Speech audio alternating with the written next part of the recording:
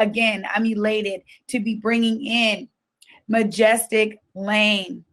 Majestic is Deputy Chief of Staff and Chief Equity Officer for Mayor William Peduto. And in his roles, Majestic leads Peduto's administration's focus on opportunity for all residents of the city of Pittsburgh concerning education, workforce development, safe and healthy communities, and digital inclusion. All of those things are needed across so many cities in our nation. So we thank you, Majestic, for your work. Please join me in welcoming Majestic Lane. Well, thank you. Appreciate it. Appreciate being here. It's an honor. I want to thank you to Y King and Curtis and all the folks who have put this together as far as the state of Africatown for so many years. It's something that I've just been watching, and it's been an inspiration.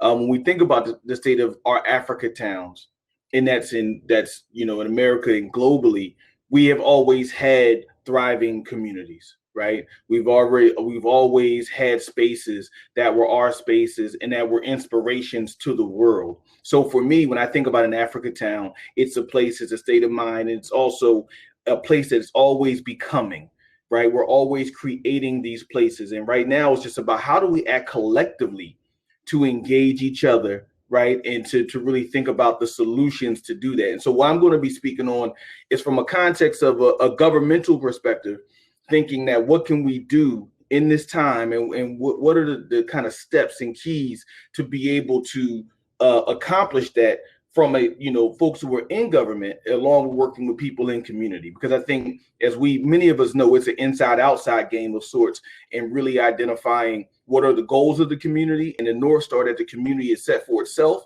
but then also where are the resources and what are the machinations that need to happen within systems.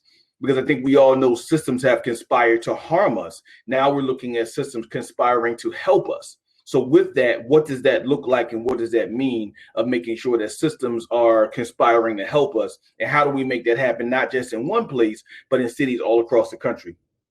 So the first thing I want to talk about is the blending of lived experiences and data. Now, we know that for a long time, data has been used against us. Data has been used to actually minimize our experiences. And I think we're now starting to see the importance of data being used to help, lived experience being used to help us, right? So while that's important, we have to blend those two, because data and lived experiences give us a blend of the personal and the universal. Right. We know that, what we see around us, but we also know there are trends, and we have to make sure in our community that we are connecting with what are the trends that are occurring that some of us may not see, because we have to be able to deal with the community that we see and the community that's also not being seen and maybe suffering in silence, and it may be data that's showing up to being able to identify issues. And also identify positive trends, right? We want to, we're functioning from an asset-based perspective. We know the role of white supremacy, and we know the role of racism globally.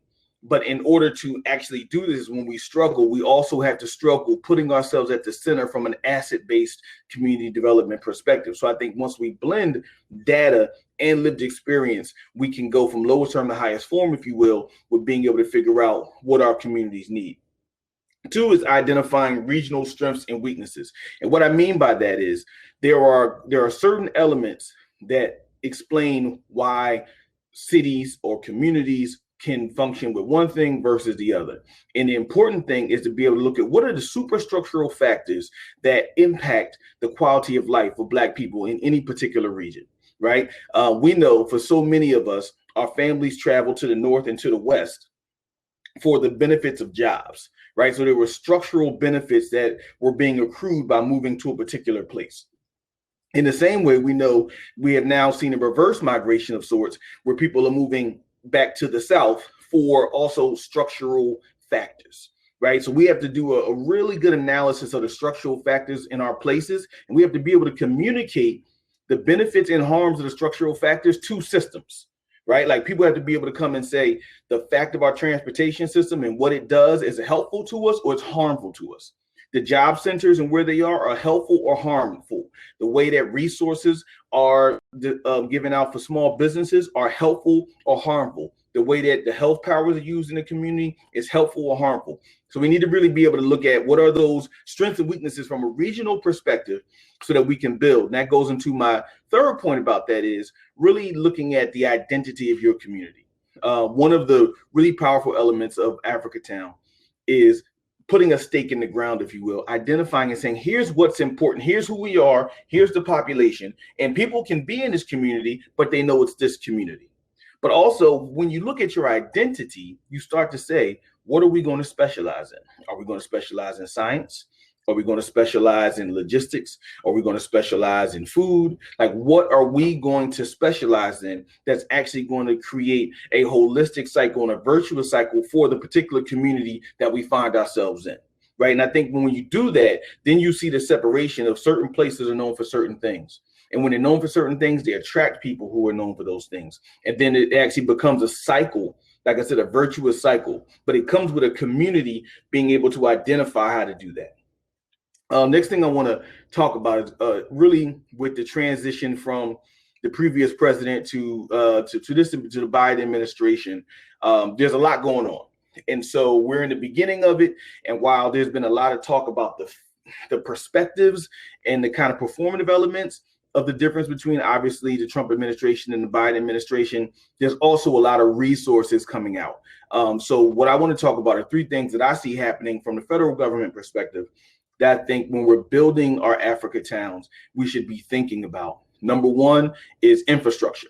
President Biden, Secretary Buttigieg from the Department of Transportation, Secretary of the Department of Transportation, they've all talked about the importance of infrastructure, right? And when we look at the history of our communities, we know that infrastructure is often a really large part of what slows down not only human capital development, but also physical development in our communities. So for example, if you ever try to build a building, you know that if the infrastructure around it doesn't work and the pipes don't work and the roads don't work and the phone lines aren't right, it costs so much more to build something, which actually makes it less likely that it'll get built.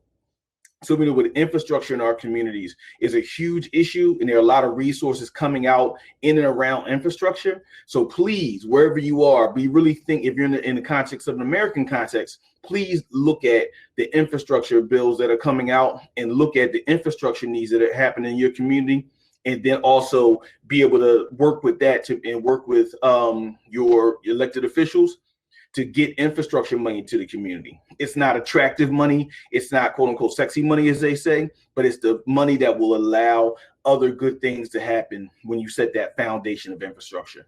Number two is going big. Going big means this is the time to be bold, right? From a timing perspective, now is the time to have your perspectives. Now is the time to have your plans and be able to take them and get things done.